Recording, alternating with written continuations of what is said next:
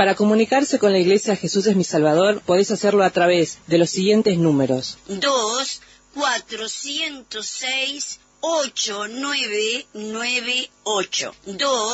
2-406-8998. O mensajes de texto al 094 47 11 00 para realizar tu petición, consulta, consejería pastoral.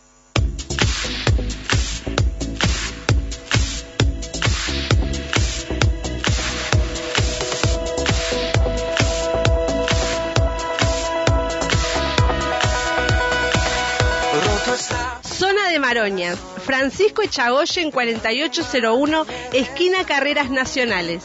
Reuniones los días miércoles 17 horas y sábados a las 16 horas.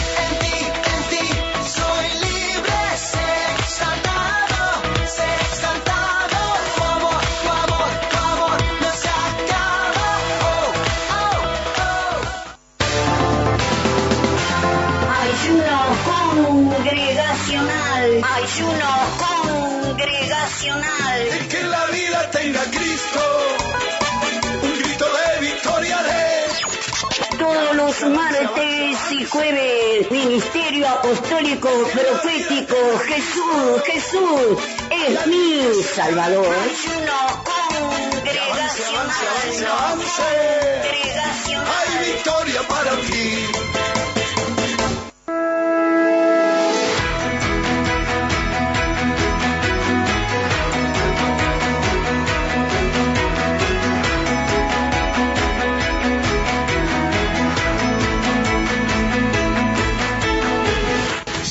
Cerro, Cuba 3960, esquina China. Horarios: martes, jueves y sábados, 15 horas. Más profundo, pues somos hijos del gran yo soy. Oh Dios, siempre con nosotros.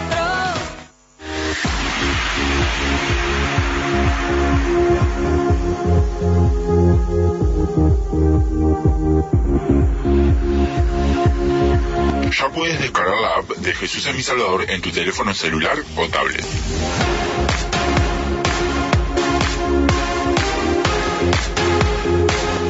Nos puedes encontrar como Jesús es mi Salvador ingresando a través de tu Android en Play Store y accede a todo nuestro contenido, prédicas, enseñanzas y nuestra radio online las 24 horas.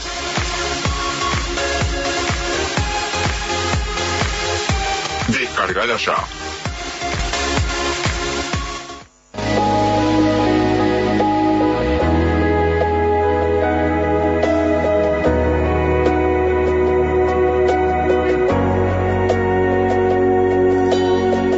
De los anexos de la Iglesia Jesús es mi Salvador. Atención, la zona del Cordón. Eduardo Víctor Aedo 1990, entre República y Arenal Grande. Reuniones lunes 10 horas y de miércoles a viernes 10 y 15 horas. Sábados, Manantiales de Vida, 15 horas.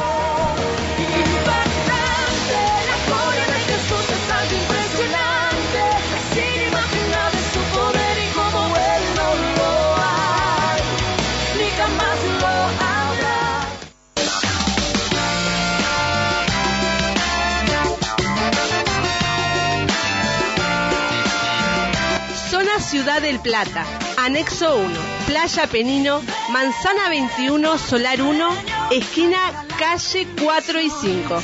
Reuniones días miércoles 15 horas.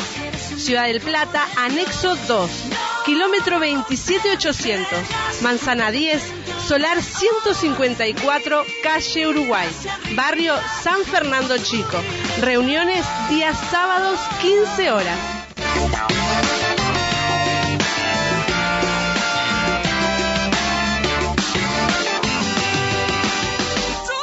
En el segundo libro de Corintios, capítulo 5, versículo 3, el viernes, dice: pues así seremos hallados vestidos y no desnudos. Y hoy el versículo 4 dice: porque asimismo los que estamos en este tabernáculo gemimos con angustia, porque no quisiéramos ser desnudados, sino revestidos para que lo mortal sea absorbido por la vida. Y esta palabra es maravillosa, que seamos hallados vestidos y no desnudos. El apóstol Pablo está mencionando con respecto a la vestidura de Cristo, a la vestidura sacerdotal, que Él, para Dios, su Padre, nos hizo reyes y sacerdotes. Así como Dios mandó a Moisés que vistiera de sacerdote a Aarón, su hermano, y a sus hijos, y los ungiera.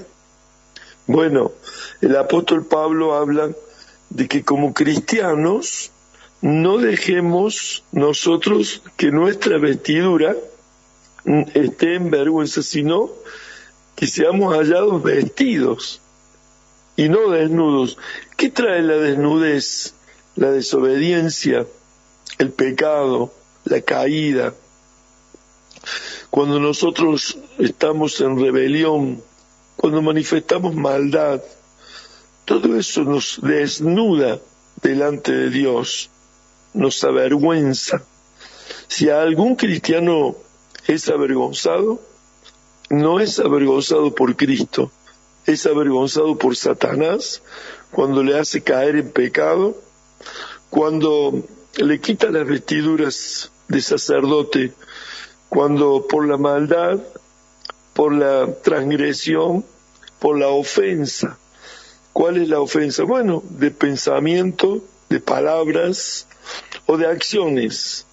La lujuria, la lascivia, el pecado, la pereza, son las que desnudan de las vestiduras de Cristo, de las vestiduras sacerdotales que Él nos ha dado. Porque Cristo, no lo olvidemos nunca, Él nos ha hecho reyes y sacerdotes para Dios. Y esto es lo que debemos nosotros tener muy presente, que no somos de la tierra, que hay un propósito divino, que hay un llamamiento celestial, que no hay otro más alto que ese llamamiento. Somos hijos de Dios. Dios nos dio la potestad de ser hechos hijos cuando hemos recibido a Jesucristo. Nosotros somos de los últimos tiempos, los que hemos alcanzado los fines de los siglos. Y nosotros tenemos la revelación de la palabra por la gracia y la misericordia de Dios, que el apóstol Pablo escribió como nadie nunca antes, con detalles, cómo se debe hacer en la iglesia. Por eso cada ser humano y cada cristiano, cuando se ha convertido de la existencia a tener el propósito, porque no solo existimos, sino que ahora tenemos un propósito, hay un plan de gobierno del cielo en la tierra, y nosotros somos los que ejecutamos su voluntad. Por eso es tan importante que seamos hallados vestidos y no desnudos. Y ahí porque asimismo, dice, los que estamos en este tabernáculo, que es nuestro cuerpo, que dijimos, cuando Cristo se tabernaculizó, luego cuando recibimos a Cristo, nosotros somos el tabernáculo porque somos un vaso de barro, que tenemos un tesoro precioso, que es Jesucristo. Así que el tabernáculo móvil, el tabernáculo viviente, somos nosotros los cristianos. ¿Para qué? Para llevar salvación a las almas. Nos salvó a nosotros y ahora vestidos de sacerdotes le ministramos a Dios y Dios nos da su voluntad. Y nosotros ejecutamos su voluntad aquí en la tierra si es que obedecemos. Por eso siempre los hombres de Dios estamos instando a obedecer, a no tener rebelión, a ser sumisos para no tener maldad, a ser hombres que no tengan transgresiones, a pesar de que Él es la gracia que nos perdona, que dice la Biblia, un favor inmerecido, que es la gracia. Claro, pero nosotros no abusemos de eso para vivir en libertinaje y perder la vestidura, porque no queremos estar desnudos, porque asimismo los que estamos en este tabernáculo gemimos con angustia. Claro, porque hemos sido redimidos, regenerados en nuestra alma y en nuestro espíritu, pero falta nuestro cuerpo mortal. Nuestro cuerpo mortal necesita ser redimido. Necesitamos, por eso la lucha de la carne contra el espíritu. Dice, si hacemos morir las obras del espíritu, moriremos. Si con la carne hacemos morir las obras del espíritu, moriremos. Pero si con el espíritu hacemos morir las obras de la carne, viviremos. Esto es lo que dice el apóstol, el mismo apóstol que habla a los corintios, habla en la carta a los romanos de una manera explícita, en la cual entendemos esa lucha, la lucha de la carne contra el espíritu. Entonces nos damos cuenta de que para estar vestidos, revestidos, nosotros tenemos que estar en las buenas obras. Dice, ahora pues, ninguna condenación hay para los que están en Cristo Jesús, los que no andan conforme a la carne, sino conforme al Espíritu. Este primer versículo dice, no hay condenación, vamos a estar vestidos, no vamos a estar desnudos. Claro, pero según los que andan conforme al Espíritu y no conforme a la carne. Entonces ninguna condenación hay para los que estamos en Cristo Jesús. No hay condenación, estamos siendo revestidos con las vestiduras de Cristo para andar como Él anduvo y para tener la mente de Cristo. Un sacerdocio, porque Él cumplió el sacerdocio de Melquisedec. Según el orden de Melquisedec, Él cumplió su sacerdocio y fue llamado sumo sacerdote. El apóstol y sumo sacerdote de nuestra profesión, Cristo Jesús. El versículo 2 del libro de Romanos 8 dice, porque la ley del Espíritu de vida en Cristo Jesús, dice, me ha librado de la ley del pecado y de la muerte. Entonces, la ley de vida en el Espíritu, dice, porque la ley del Espíritu de vida, dice, en Cristo Jesús, me ha librado de la ley del pecado y de la muerte.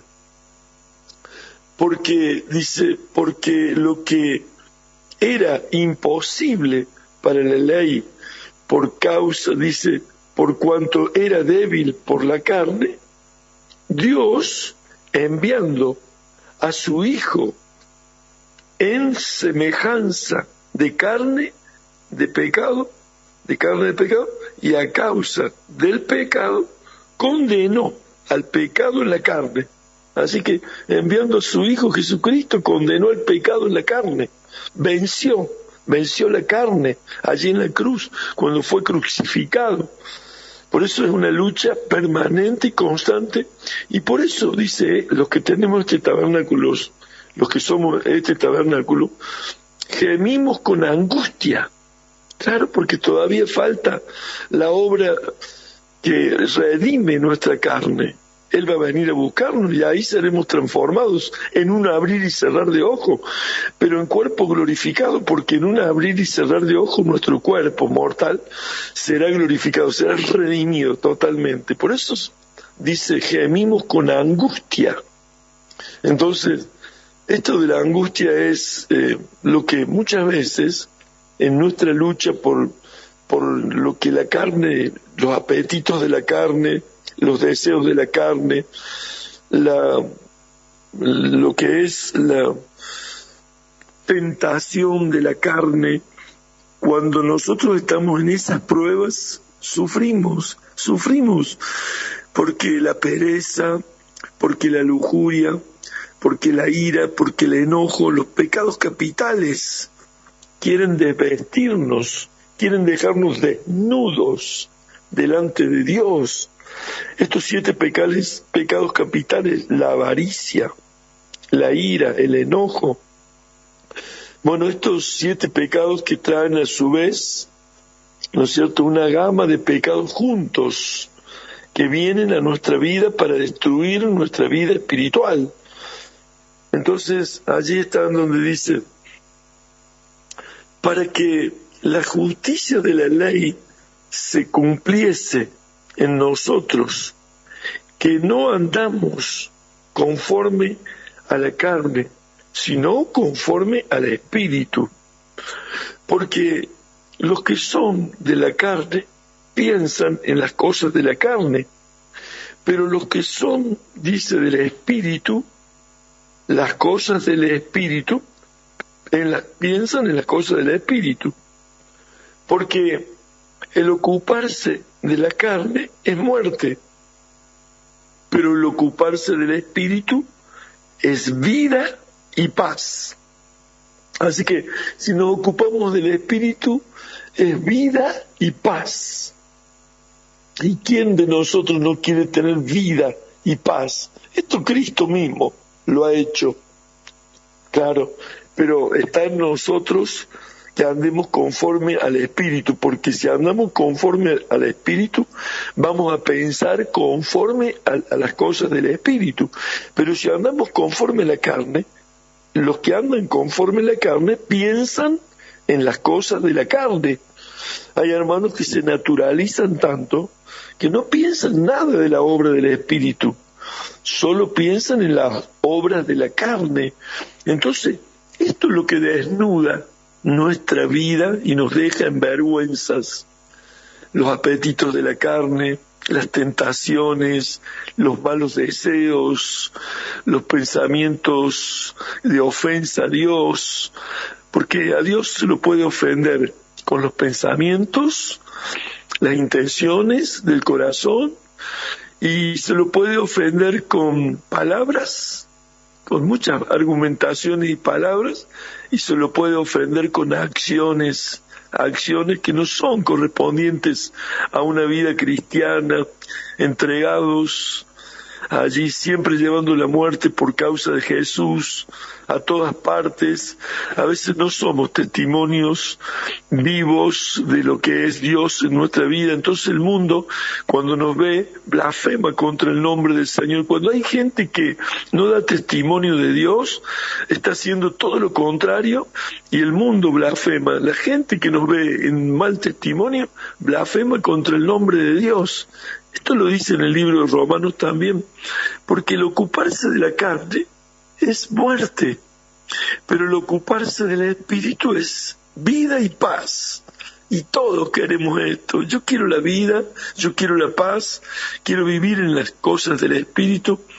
Dice, por cuanto los designios de la carne son enemistad contra Dios, porque no se sujetan a la ley de Dios, ni tampoco pueden. Mire, así que los designios de la carne no se sujetan a Dios, ni tampoco pueden sujetarse. Entonces hay hermanos que son llamados por Cristo, y han recibido a Cristo, pero son llamados, y muchos son los llamados, y pocos los escogidos. Ahí nosotros, cuando tenemos un llamado, tenemos que definirnos, convertirnos, porque tal vez fuimos convencidos y tenemos el llamado y somos cristianos, pero luego tenemos que definir con nuestras acciones si somos escogidos, si le pertenecemos, si estamos convertidos. Y yo sé que en esta mañana el Señor está poniendo todas estas palabras en mi boca para que cada uno de los que está luchando con su naturaleza humana pueda hoy tener la palabra que lo convierta, que lo defina, que sea un escogido, porque los llamados a veces bajan los brazos y se vuelven del camino, pero los que son escogidos, estos van a dar testimonio y van a dar toda la gloria a Dios y va a ser un cristiano verdadero y va a mostrar en su vida una carta abierta para que este mundo lea que hay verdaderos cristianos, que hay verdaderos hombres y mujeres de Dios. Además, Cristo, cuando lo vea uno definido, cuando uno ha sido convertido y es un escogido, uno comienza a tener todo el aval de Dios en las finanzas, en los recursos, en la salud, en todas las áreas de la vida para que demos testimonio. Cuando nosotros estamos convertidos, traemos una prosperidad tremenda a nuestra vida. Buscad primeramente el reino de Dios y su justicia, y las demás cosas vendrán por añadidura. En el monte de Jehová seréis provisto hasta el día de hoy. Los que temen la paternidad es que aprendan los hijos a temer a Dios, y a los que le buscan nada les falta, y a los que le temen no les faltará de ningún bien. Entonces hay que aprender a humillarse, a sujetarse, a estar conforme a la voluntad de Dios, a depender de Dios, a no ir por otro camino, porque la carne tiene fin y tiene muerte, pero nosotros hemos sido llamados para la eternidad, y este estuche, que es la carne, va a quedar aquí, inerte, y nosotros vamos a ir a la presencia de Dios, pero vamos a estar vestidos con esas vestiduras preciosas de Cristo. Yo bendigo a todos los apóstoles, a los profetas, a los hombres que van a marcar una generación bendita, hombres que convertidos van a llevar un ejemplo de vida, hombres que convertidos, hombres y mujeres que convertidos van a llevar un ejemplo maravilloso a las personas, a familias enteras, a iglesias enteras.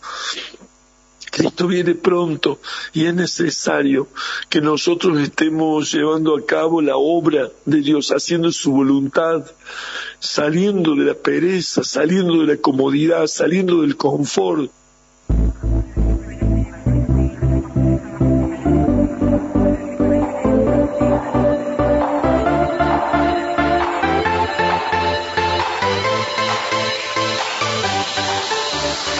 Ministerio Apostólico y Profético Jesús es mi Salvador. Sede central, Avenida 8 de Octubre 4186, esquina Villagrán.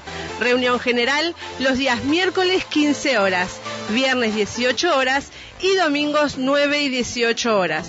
Reunión de oración los días miércoles 8 y 18 horas y los viernes 9 horas. Reunión de discipulado los días viernes 15 horas. Reunión de jóvenes y adolescentes los días sábados a las 18 horas cada 15 días. Con la danza que se escuche, alabanza, alabemos, alabemos, te alabamos, Dios. Para comunicarse con la Iglesia Jesús es mi Salvador, podés hacerlo a través de los siguientes números: 2-406-8998 2-406-8998 o mensajes de texto al 094 47 11 00. Para realizar tu petición, consulta Consejería Pastoral.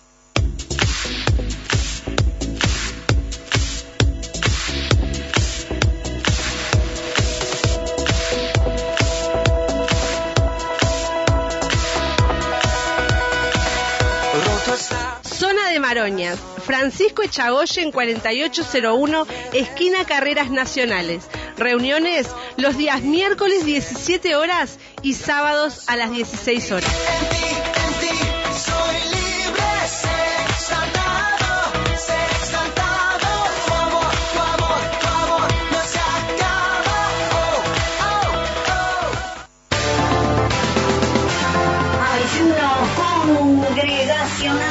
Ayuno congregacional. El que en la vida tenga Cristo, un grito de victoria de... Todos los martes y jueves, Ministerio Apostólico Profético Jesús es mi Salvador. Ayuno congregacional.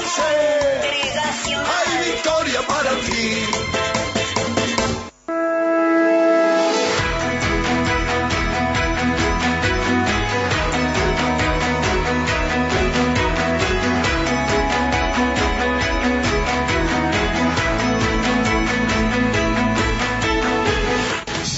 Cerro, Cuba 3960 esquina China. Horarios martes, jueves y sábados 15 horas. Más profundo, pues somos hijos del gran yo soy. Oh Dios siempre con nosotros.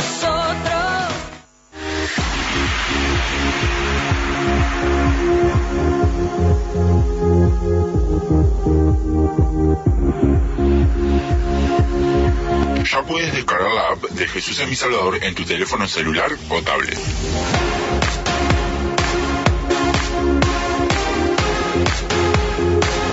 Nos puedes encontrar como Jesús es mi Salvador ingresando a través de tu Android en Play Store y accede a todo nuestro contenido, prédicas, enseñanzas y nuestra radio online las 24 horas.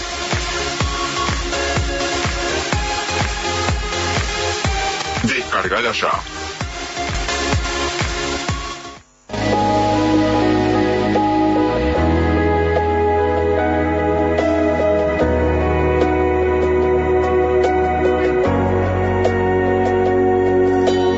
Dirección de los anexos de la iglesia Jesús es mi Salvador. Atención, la zona del Cordón. Eduardo Víctor Aedo 1990 entre República y Arenal Grande. Reuniones lunes 10 horas y de miércoles a viernes 10 y 15 horas. Sábados, manantiales de vida 15 horas.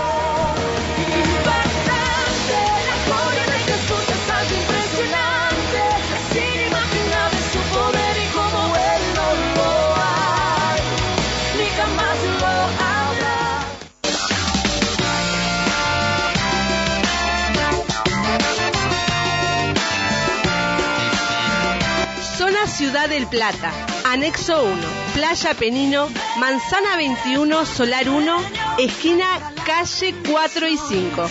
Reuniones días miércoles 15 horas.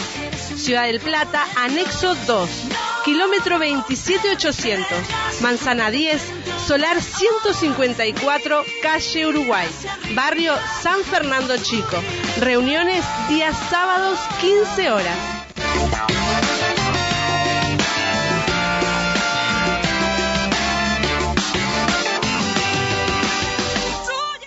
Y bueno, y estamos en el libro de Segunda de Corintios, en el capítulo número 3.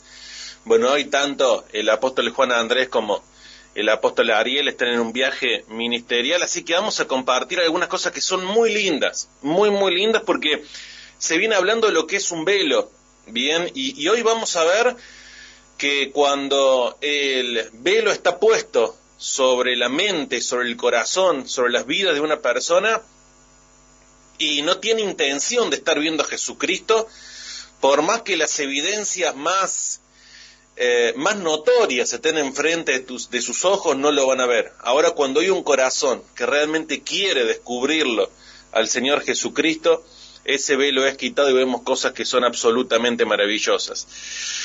El último versículo que habíamos visto es Segunda de Corintios capítulo 3, versículo 15, que dice: y aún hasta el día de hoy, cuando se lee a Moisés, el velo está puesto sobre el corazón de ellos.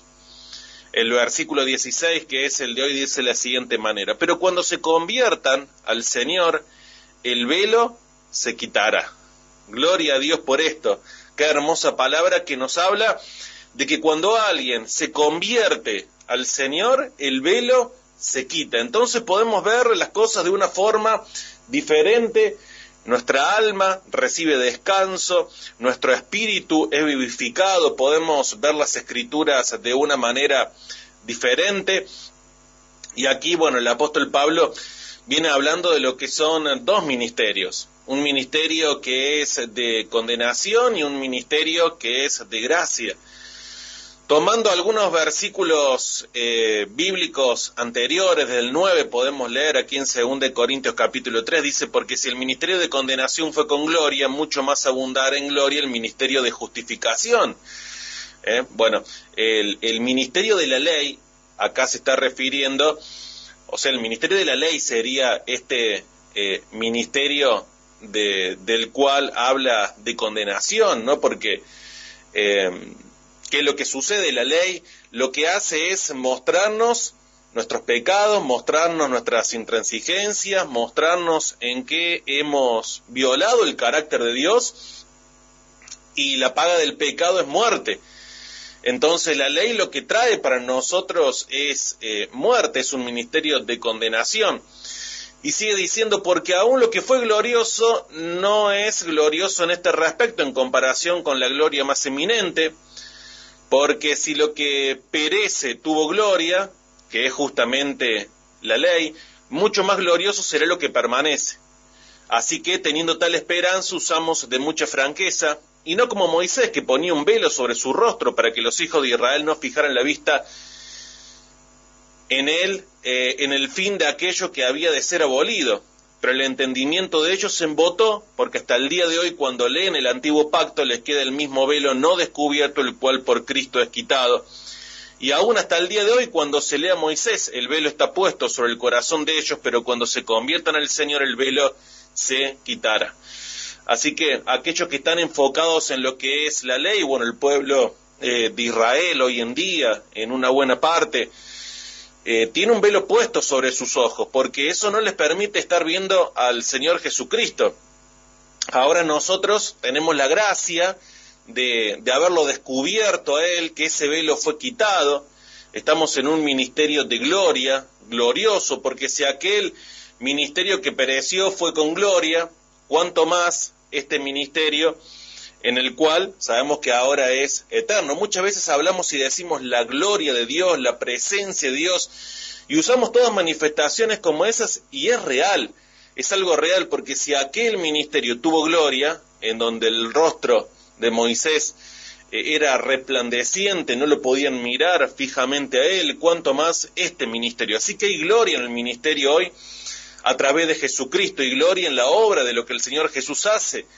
Hay maravillas, hay milagros, el Señor sana, el Señor liberta, el Señor bendice, hace la obra, es real. No nos podemos quedar pensando que solamente son enseñanzas que se brinda. Hay poder, hay gloria, hay transformación, hay milagros, hay obras tremendas que el Señor hace. Ahora, el versículo dice, cuando se conviertan al Señor el velo se quitará, y va a haber una parte de los que hoy no creen en el Señor Jesucristo que en su tiempo lo harán. Es una parte, pero acá este pasaje bíblico nos habla mucho de lo que significa tener o no tener un velo, y que cuando el velo no está es porque uno está convertido en el Señor Jesucristo. Y vamos a ver, como dije anteriormente, lo que son dos casos, ¿no? Porque cuando existe un velo es algo realmente peligroso, pero todo parte de lo que hay en el corazón. El apóstol Juan Andrés lo explicaba el otro día, ¿no? Que en el corazón, ahí están las intenciones más profundas. Y muchas veces, por no querer mirar algo, termina generándose en nosotros algún tipo de velo en algún tema. En este caso es el conocimiento de nuestro Señor Jesucristo, ¿no? Ahora, qué tremendo que es cuando existe un velo. Y me voy a tomar de un caso, me voy a tomar del caso cuando el Señor Jesucristo es apresado, lo llevan hasta la casa de Anás, que era el ex sumo sacerdote en aquel entonces.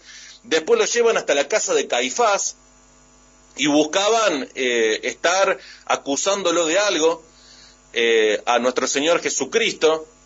Y es tremendo todo esto porque el Señor Jesús había hecho milagros, el Señor Jesús había sanado, el Señor Jesús había hecho grandes obras, había resucitado a Lázaro, que un poco fue el detonante para que esta gente dijese basta.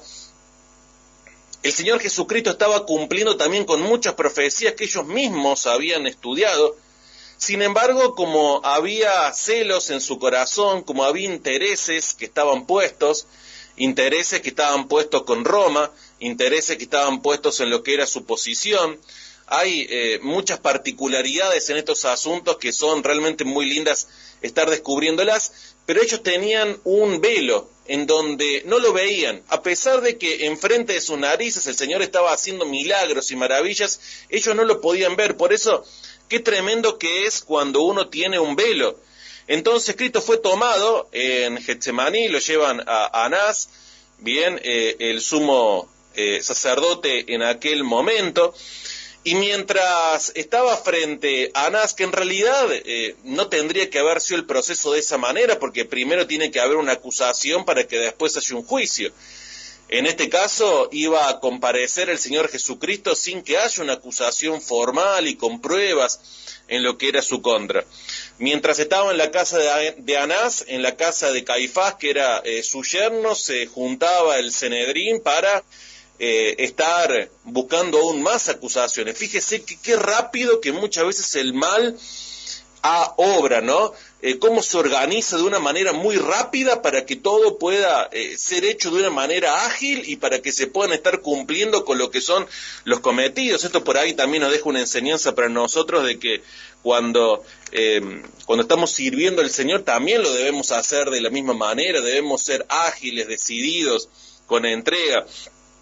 Ahora, los estándares, digamos, fundamentales de la justicia de Israel, o sea, fueron establecidos en lo que era la ley dada a Moisés. O sea, cuando esta ley a Moisés se dio, para ese tiempo fue, digamos, un gran avance en lo que era la justicia civil, la justicia penal y todo eso. Lo que buscaba Dios a través de ese sistema es que haya equidad, que haya justicia entre los suyos. Si uno lee Deuteronomio 16, del 18 al 20, dice: jueces y oficiales pondrás en todas tus ciudades que Jehová tu Dios te dará en tus tribus, los cuales juzgarán al pueblo con justo juicio. Este es el carácter de Dios. El carácter de Dios era que estas leyes existieran para un justo juicio. No tuerzas el derecho, fíjese, no tuerzas el derecho, no hagas acepción de personas, ni tomes soborno, porque el soborno ciega a los ojos de los sabios y pervierte la palabra de los justos. La justicia seguirás para que vivas y heredes la tierra que Jehová tu Dios te da. Entonces, este juicio al cual era sometido el Señor Jesús se suponía que debía ser un juicio justo. Esta era la característica que tenía la ley en aquel tiempo, ¿no? No tuerzas el derecho, no hagas acepción de personas. Esta era la esencia, ¿no? Dentro de lo que era cuando se esté enjuiciando, por ejemplo, a alguna persona. Sin embargo, fíjese lo que hace el velo, que tuerce el corazón. Lo que el velo hace muchas veces es hacer que hagamos cosas contrarias a las que debemos realmente hacer. Por ejemplo, lo vemos a Faraón. Tenía un velo delante de sus ojos que no podía ver que Dios estaba con su pueblo, y lo que hacía era que su corazón se endureciera más y se endureciera más, ¿no? Entonces se forma en los tiempos entre el Antiguo Testamento y el Nuevo Testamento este cuerpo que era el Sanedrín. Bueno, es muy interesante ver la composición que tenía, cómo estaba formado y un montón de otras cosas. Lo cierto es que este cuerpo se hace en base al consejo que el Señor le había dado a Moisés, que reuniera 70 varones de los ancianos de Israel, ancianos del pueblo, que se ponga oficiales sobre ellos. Bueno, en base a eso se forma este órgano que estaba compuesto por 71 personas, ¿no? Ahora, había mucha corrupción en todos ellos, ¿no? Había mucha corrupción porque respondían a lo que eran los romanos. Era un sistema jurídico que estaba creado para que realmente se estuviese estableciendo justicia. Pero sin embargo, acá lo que querían hacer era al Señor Jesús hacerlo ver como culpable. Entonces, por un lado necesitaban culparlo para que el pueblo de Israel lo siguiera respaldando a ellos de blasfemia. Y por otro lado, porque ellos podían estar llegando a lo que era alguna acusación, pero los que lo iban a ejecutar eran los romanos. Por otra parte, debían hacer lo que el Señor Jesús de alguna manera confiese, cuando no tenía por qué hacerlo, tenía derecho a estar guardando silencio, tenía que hacer que confiese que estaba en contra de Roma, que había que estaba en una sedición en contra de Roma, porque los romanos, si el Señor Jesús era acusado de blasfemia por los judíos, a ellos no les interesaba demasiado, pero sí, si el reino o el Imperio Romano se viese dividido, eso sí les interesaba mucho, ¿no?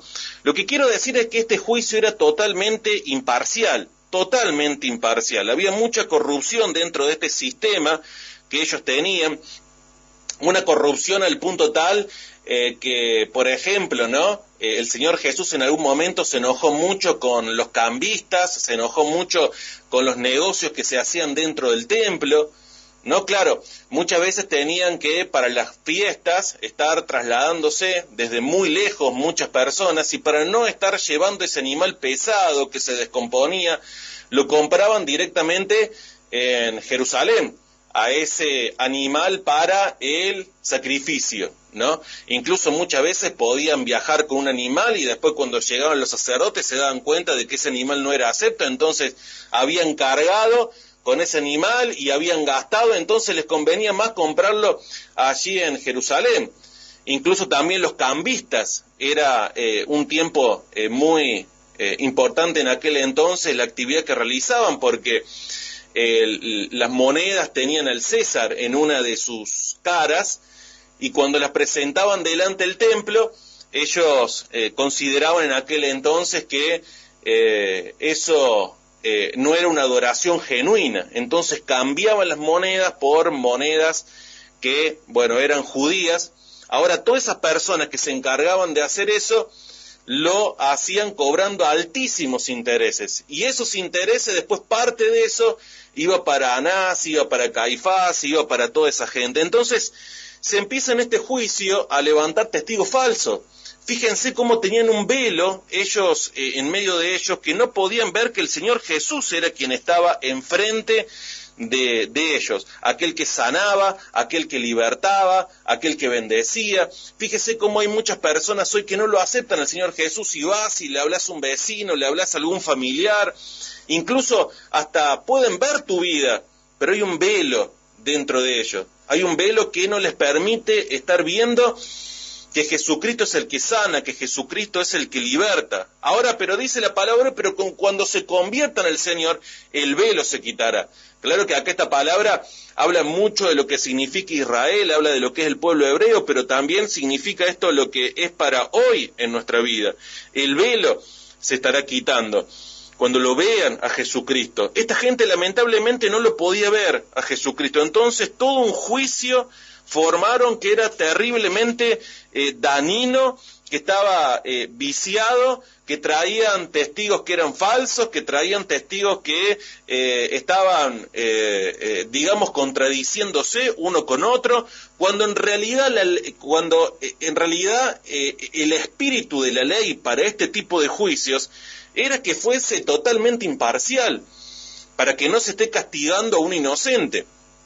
Incluso, por ejemplo, no había que dar sentencia rápido, había que estar ayunando durante un día.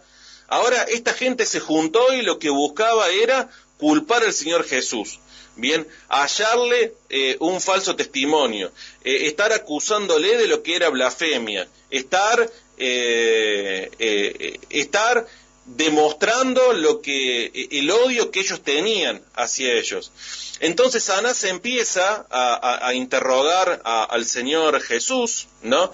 Y esto sí lo vamos a leer, dice Juan capítulo número 18, versículo 19, y el sumo sacerdote preguntó a Jesús acerca de sus discípulos y de su doctrina.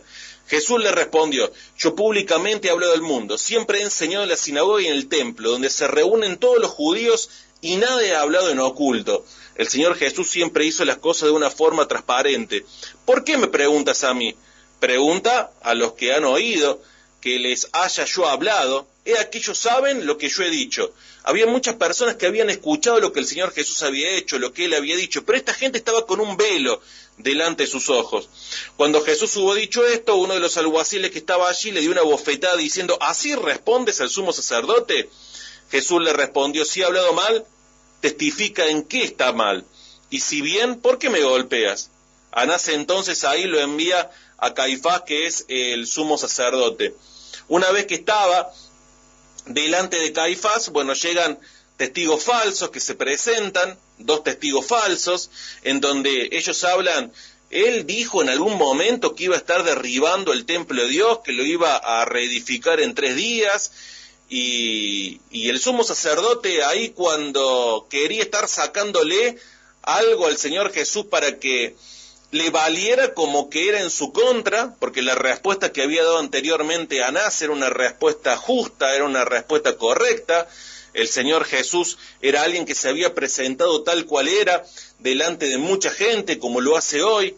Bueno, ahí en ese momento, entonces el Señor Jesús, cuando lo vuelve a interrogar, y en este caso lo hace Caifás, y le pregunta por estos testigos que había dicho estas cosas, porque claro, en aquel momento imagínese que diga ante los religiosos que iba a estar derribando el templo de Dios. Eso sí que era una blasfemia, y que en 3 días iba a reedificarlo. Si había tomado 40 y pico de años el estar edificándolo, ¿cómo lo iba a estar edificando en 3 días? Y si lo hacía él, y si lo iba a estar reedificando en 3 días, significaba que él se ponía a la altura de Dios. Y claro, nosotros sabemos que está a la altura de Dios, pero en aquel momento ellos no lo sabían. Entonces esta gente tenía un velo sobre sus ojos, de ninguna manera podían verlo al Señor Jesús, ¿no? Hasta que el Señor Jesús, cuando le pregunta si era el Cristo, el Hijo de Dios, Jesús le dice, sí, tú lo has dicho, ¿no? Y ahora verán al Hijo del Hombre sentado a la diestra del poder de Dios y viniendo en las nubes del cielo. Entonces ya estaba, digamos, eso de lo cual ellos podían estar agarrándose para estar acusándolo al Señor Jesús o para estar juzgándolo. Blasfemia, ya está, ya dijo que es el Hijo del Hombre, el Hijo de Dios, ya dijo que es el Cristo, ya dijo que de alguna forma se está igualando a Dios.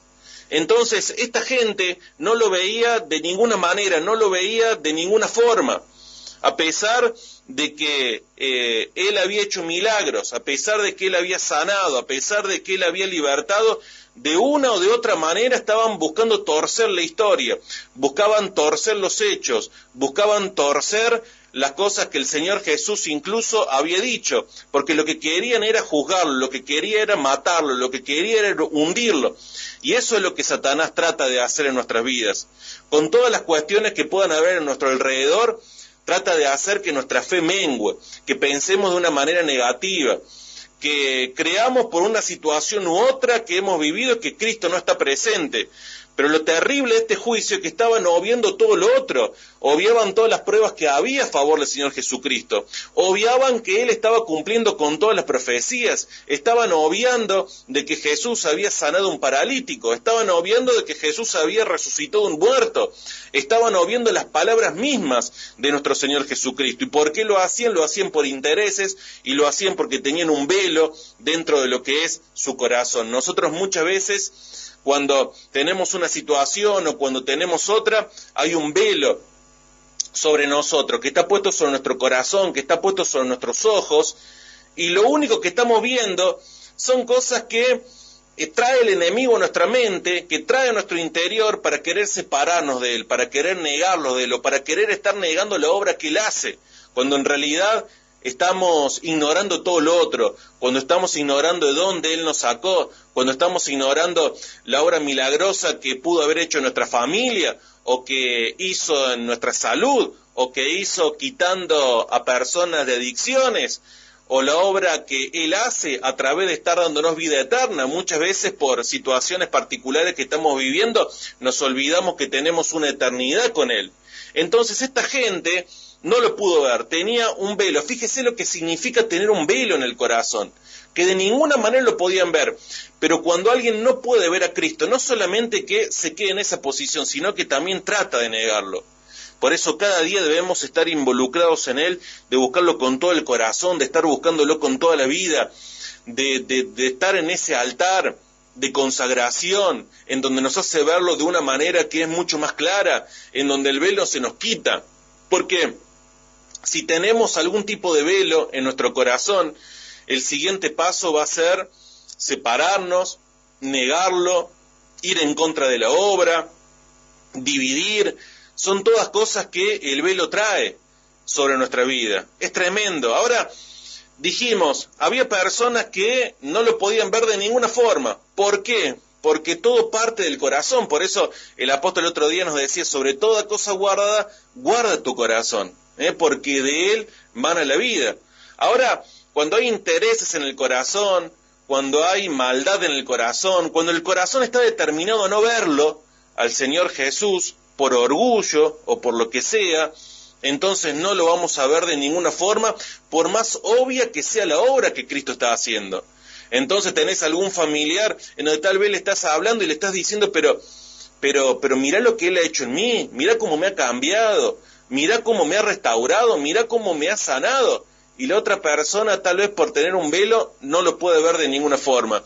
Bueno, hay que orar, hay que interceder, hay que ayunar por esa persona para que ese velo pueda ser quitado. Porque la palabra lo que nos habla hoy es que cuando se convierta en el Señor el velo, entonces se quitará ese velo que no deja ver. Ahora, vamos a pasar a otro ejemplo, ¿no? Porque estos son aquellos que no quisieron verlo al Señor Jesús, de ninguna manera, que tenían un velo sobre su corazón.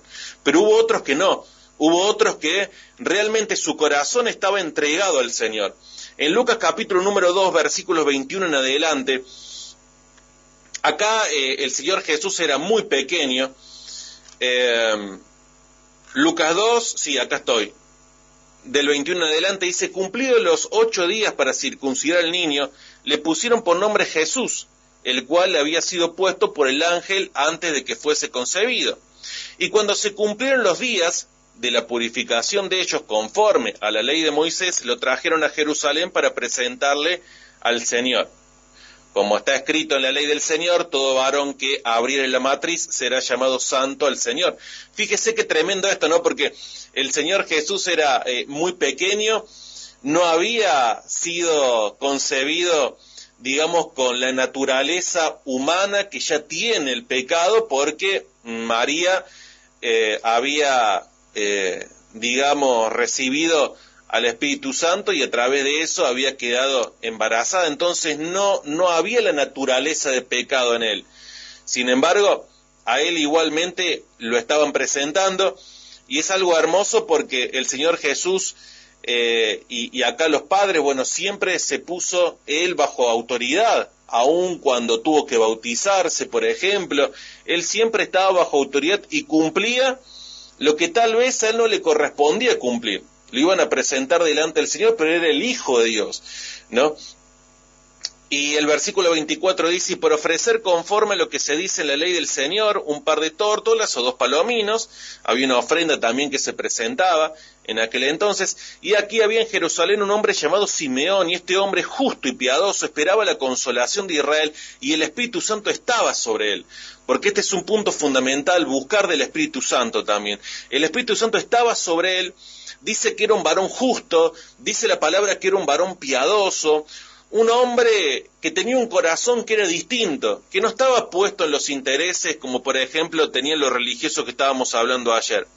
Dice el versículo 26, y le había sido revelado por el Espíritu Santo que no vería muerte antes que viese el ungido del Señor. Si el Espíritu Santo le había revelado esto porque había un deseo también en él de estar viéndolo al Señor Jesús. Esta persona era una de esas que no tenía un velo. Al contrario, él quería verlo, quería descubrirlo, quería que sus ojos lo pudiesen ver al Señor Jesús, nada más verlo. A lo mejor no iba a obtener grandes cosas en su vida, pero lo que quería era verlo, simplemente verlo a él. Y movido por el Espíritu Santo vino al templo. El Espíritu Santo adentro de él hace una cosa poderosa, y cuando los padres del niño Jesús lo trajeron al templo para hacer por él conforme al rito de la ley, él le tomó en sus brazos y bendijo a Dios diciendo, ahora Señor, despides a tu siervo en paz, conforme con tu palabra, porque han visto mis ojos tu salvación, la cual has preparado en presencia de todos los pueblos. Este hombre tenía un gran anhelo en su corazón, porque ¿cuál es el sueño que tenemos en nuestra vida? ¿Cuál es el máximo deseo que podamos llegar a tener? El sueño de este hombre, el máximo deseo que tenía en su vida, era ver al Señor Jesús. era verlo, aunque sea de bebé. Nosotros hoy tenemos escrito todos los hechos del Señor y vemos todos los milagros que hizo y cómo Él hablaba y cómo Él se movía, y no solamente eso, sino que entregó su vida por nosotros, y vemos que pasó por la cruz, vemos que ese terrible hecho, esa cruz que era un elemento que fue diseñado para tortura. Quien creó la cruz en aquel momento en el Imperio Romano, decían: estos malhechores, si mueren rápido, es darle un premio. No tienen que morir rápido, hay que darle un castigo, un sufrimiento que sea algo inaguantable. La cruz fue hecha especialmente para castigar. La cruz fue creada para estar donde es sufrimiento al que pase por ahí. Y Cristo Jesús pasó por todo eso, por nosotros, por nuestros pecados, pero nosotros lo vemos porque está escrito, porque está en las Escrituras. Está también el testimonio, ¿no?, de lo que el Espíritu Santo hace en nosotros, pero podemos leerlo. Pero Él tenía el bebé en la mano, ¿no? Jesús no había crecido, no había nacido, no conocía todo lo que nosotros conocemos hoy. Sin embargo, lo que este hombre solamente, lo único que quería era verlo a Él. Por eso el velo muchas veces viene a nuestra vida por lo que hay en nuestro corazón. Y Él lo pudo ver, lo tuvo en sus manos. Y dice: mis ojos han visto tu salvación. Entonces Él ya estaba preparado para irse, ya estaba preparado para morirse, porque Él ya lo había visto al Señor Jesús. Fíjese qué diferente que es un corazón a otro corazón. Cuando un corazón anhela verlo al Señor Jesús, cuando un corazón anhela estar con Él, entonces Él se revela a nuestra vida. Le cumplió el Señor el deseo a este hombre de que sus ojos lo pudiesen ver. Si tenemos el deseo de verlo a Él, lo vamos a poder apreciar en nuevas dimensiones, de una manera maravillosa, pero todo parte del deseo que haya en nuestro corazón, ¿sí? Entonces lo anhelemos, lo amemos, busquémoslo cada día, estemos en su presencia, porque si así hacemos, lo vamos a ver. Ahora, si no está eso en nuestro corazón, si no está nuestra determinación de estar buscándolo, entonces puede existir algún tipo de velo en donde no lo veamos. Y uno dirá: pero yo acepté al Señor Jesucristo. Y tal vez sí, lo hayas aceptado al Señor Jesucristo, pero no lo estás viendo en la dimensión que Él quiere que lo veas. Y la relación es lejana, y la relación es media fría, y la relación es media intermitente. Pero no, que Él se revele a nuestra vida, que Él se revele de una manera real, de una manera en la cual quedemos, digamos, asombrados por lo que Él nos habla, por lo que Él nos transmite. Así que vemos dos casos. Vemos gente que tenía un velo que no había forma de que pueda estar fuera de su corazón, pero también había otro, por ejemplo acá, que lo quería ver y lo vio, porque el velo está en el corazón, ¿sí? Así que Dios les bendiga, que tengan un excelente día. Terminamos acá, en realidad, bueno, había una partecita más, pero acá paramos. Que Dios los bendiga, que estén muy bien, y que tengan, bueno, reuniones que sean maravillosas, que esté la expresión del Espíritu Santo allí en cada una de ellas. Bendiciones para todos, y mañana, por supuesto, que nos encontramos de vuelta. Este programa fue presentado por Ministerio Apostólico y Profético Jesús es mi Salvador.